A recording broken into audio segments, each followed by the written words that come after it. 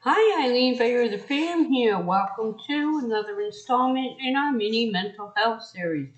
And in today's installment, we will be learning about depersonalization slash derealization disorder.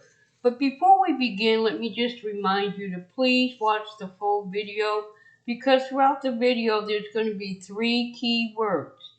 When I get to the keyword, I will say keyword, then what that keyword is.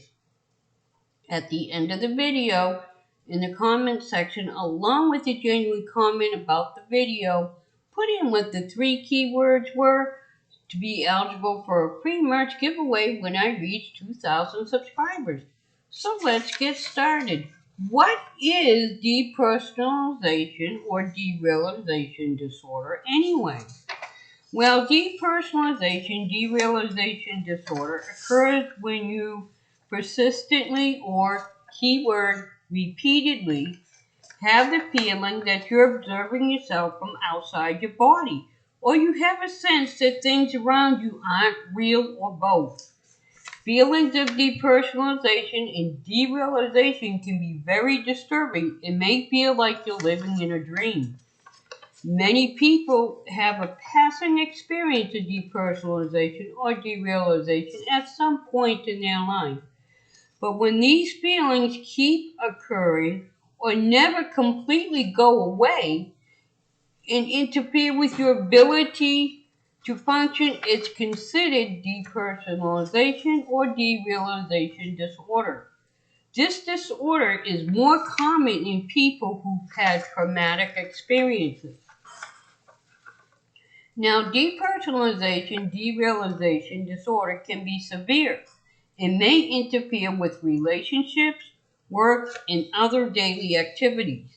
The main treatment for depersonalization-derealization disorder is talk therapy, otherwise known as psychotherapy, although sometimes medications also are used. So, what are the symptoms of this disorder? Well, some of the symptoms are persistent and recurring episodes of depersonalization or derealization or both, when they cause distress and problems functioning at work, school, or in other important areas of your life. During these episodes, you are aware that your sense of detachment is only a feeling and not reality. The experience and feelings of the disorder can be difficult to describe, though.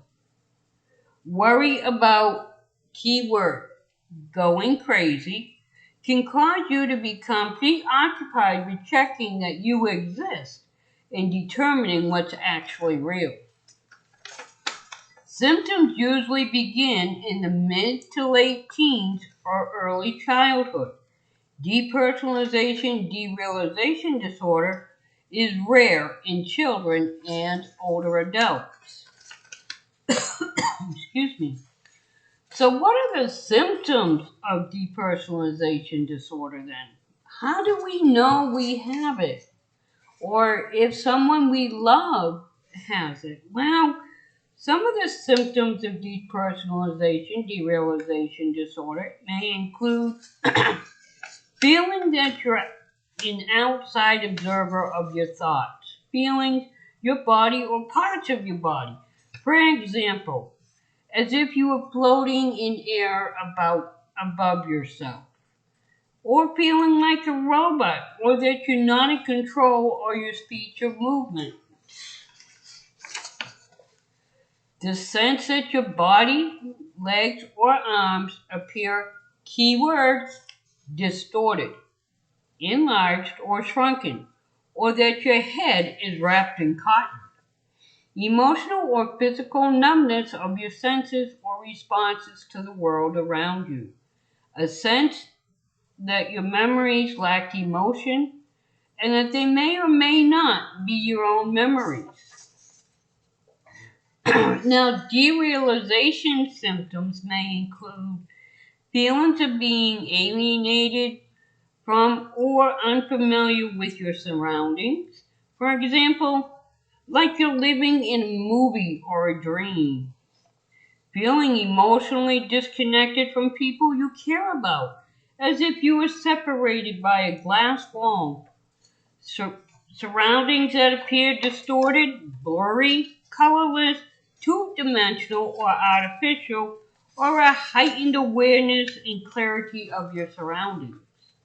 Dis- Distortions in perceptions of time, such as recent events feeling like distant past, distortions of distance in the size and shapes of objects. Episodes of depersonalization-derealization disorder may last hours, days, weeks, or even months at a time. In some people, these episodes turn into ongoing feelings of depersonalization or derealization that may periodically get better or worse. So, when should you see a doctor about this disorder? Well, passing feelings of depersonalization or derealization are common and aren't necessarily a cause for concern. But ongoing or severe feelings of detachment and distortion of your surroundings can be a sign of depersonalization derealization disorder or another physical or mental health disorder. So you should see a doctor if you have any feelings of depersonalization or derealization that are disturbing to you or are emotionally disruptive, that don't go away or keep coming back, or they interfere with your work, relationship, or daily activities. So, what causes this disorder? Well, the exact cause of depersonalization derealization disorder isn't well understood yet. Some people may be more vulnerable to experiencing depersonalization or derealization than others, possibly due to genetic and environmental factors. Heightened states of stress and fear may trigger episodes. Symptoms of depersonalization derealization disorder may be related to childhood trauma or other experiences or events that cause severe emotional distress or trauma. So, then what are the risk factors involved with this? Well, the risk factors that may increase the risk of depersonalization derealization disorder may include certain personality traits that make you want to avoid or deny difficult situations or make it hard to adapt to difficult situations. Severe trauma during childhood or as an adult, such as experiencing or witnessing a traumatic event or abuse. Severe stress, such as major relationship, financial, or work related issues. Depression and anxiety, especially severe or prolonged depression, or anxiety with panic attacks. Using recreational drugs, which can trigger episodes of depersonalization or derealization. Are there any complications with this disorder? Well, yes, there is. Episodes of depersonalization or derealization can be frightening and disabling. They can cause difficulty focusing on tasks or remembering things, interference with work and other routine activities, problems in relationships with your family and friends, anxiety or depression, or a sense of hopelessness. So that's what depersonalization, derealization order it is. It doesn't, we all go through times when we feel disattached from our bodies, like we're in a movie or something.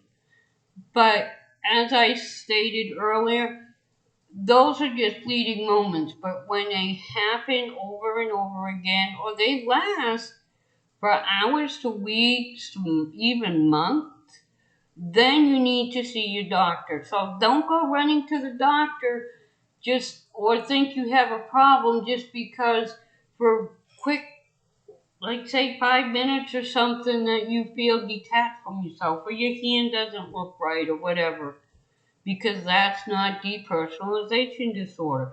It has to occur for long periods of time and interfere with your life. It's not just a fleeting thought. This is something that it's like lasts for long periods of time at once. Like I said, like hours. If you're sitting there for 3 hours trying to figure out, oh man, this doesn't look right to me. My body just, I don't feel like it's me. I feel like I'm a robot. Then you may have it. As it states on the screen, these are some of the things that people have with it. Your feelings. You know, your, it affects your feelings, your body, your mind. There's a lot involved with it.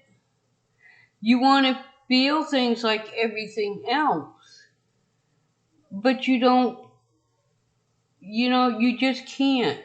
You feel detached from your surroundings. Sometimes it feels like you're above your body looking down, kind of like looking outside of your own self.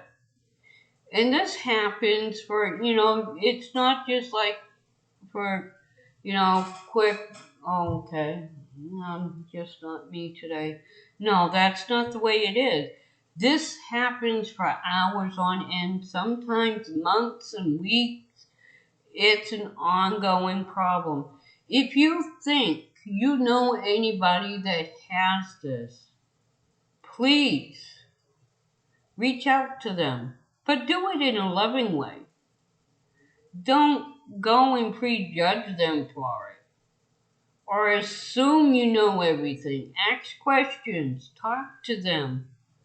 Because anybody and everybody, we need people. And if we know people care about us, it makes a big difference in our lives and in theirs.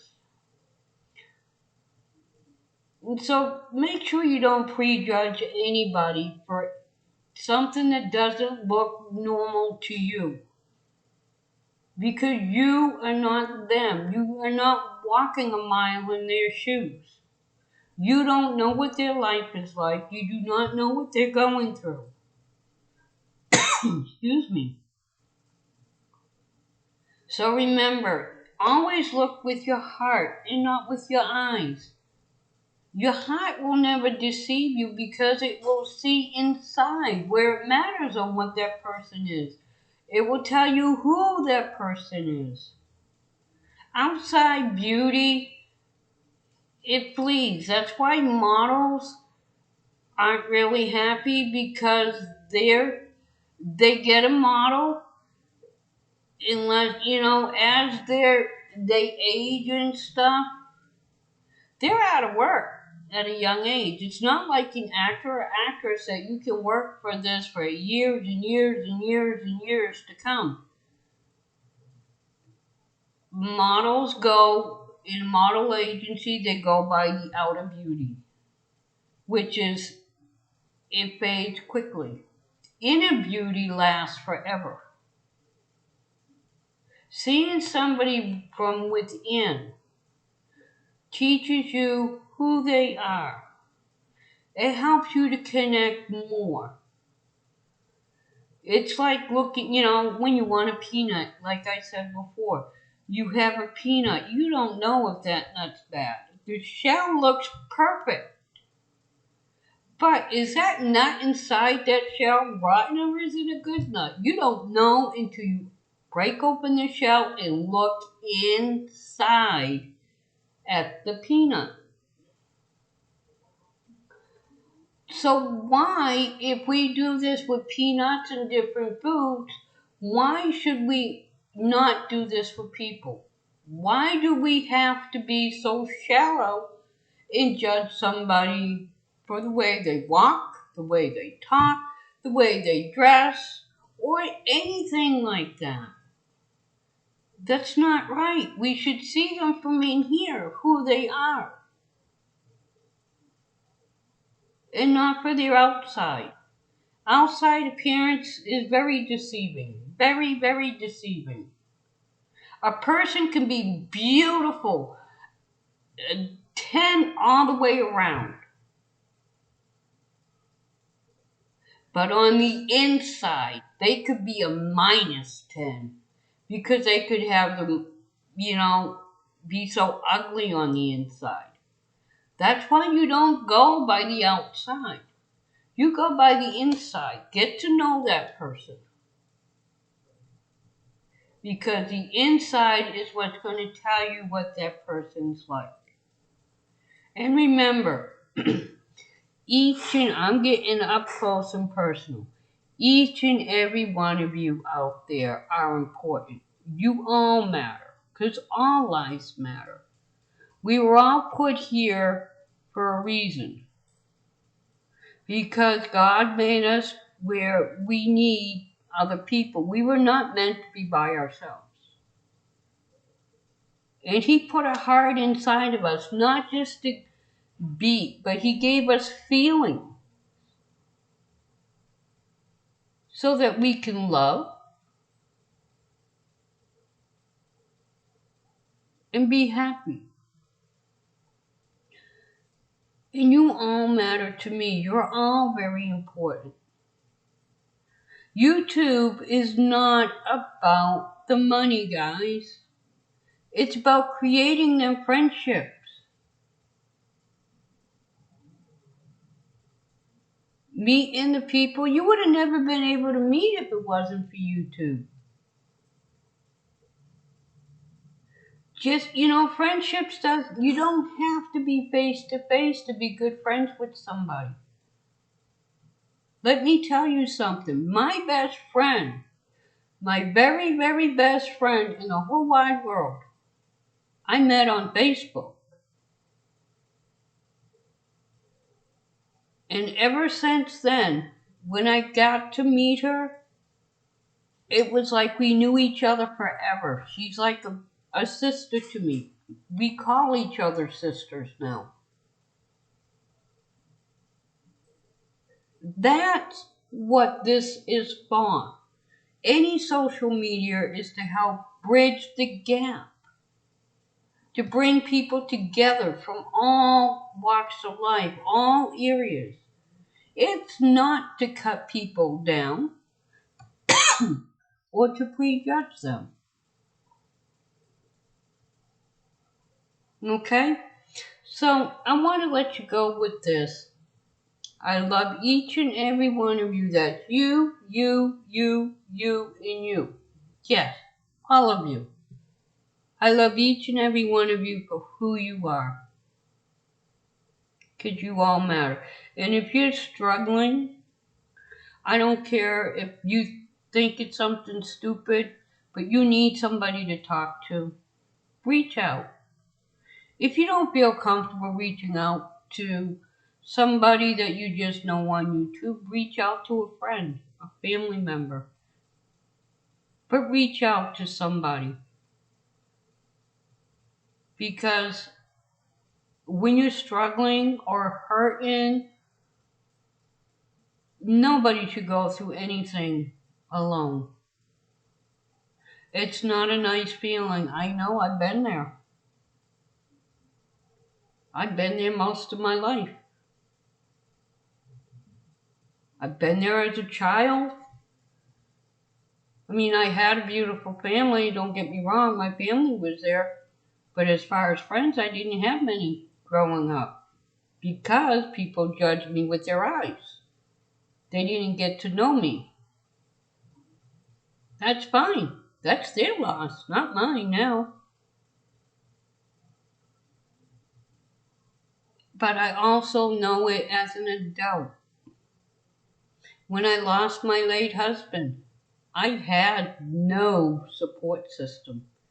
My family scattered all over, up north mainly, New Hampshire, Massachusetts, Florida, South Carolina. Nobody was around me. Same thing for my late husband's family. They're all up in New Hampshire. I had nobody, basically. It was tough. Let me tell you, it was tough. When he got hospice and they said a volunteer, man, that volunteer made a big difference because it gave me time for me without thinking about death or anything else, and still knowing that somebody was there for my husband until that last moment came. Because when you struggle with something, I don't care how small it is, I don't care if it's a death or a mental illness or a physical illness, when you're struggling with something and you struggle by yourself, it's 10 times worse than it would be is if than if you had a support system.